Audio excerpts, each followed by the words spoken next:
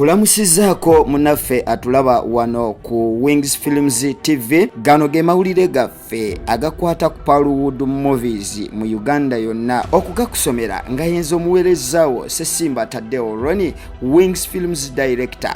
Olunaku lwajjo ba producers mu Uganda yonna bano nga bebegattira mu mukago ogwawamu ogwa Association of Core Film Producers Uganda Limited mu kisinde kya Paluwood babadde mu kusagambiza ng'omunafu azadde kalira oluvannyuma lw'okubanga bayigattiddwako ba film distributors ab'amaanyi mu Uganda, era nga bano ku ba distributors kwabaddeko Medimish Videos, Zai Plaza Shop FF8, Nam Entertainment ku Mukwano Arcade Shop CG20 ne Abe Videos ku Zai Plaza Shop FF15. Era olunaku lwajjo lwe basayinize endagaano ez'okutegeeragana ziyite MOU, era nga bano be bagenda okufulumya firimu empya ezigenda okugenda ku katale mu kisinde kya Paluwood. Era oluvannyuma lw'okusayininga endagaano ba distributor bano baweze nti bagenda kukola butassamuka butassa mwoyo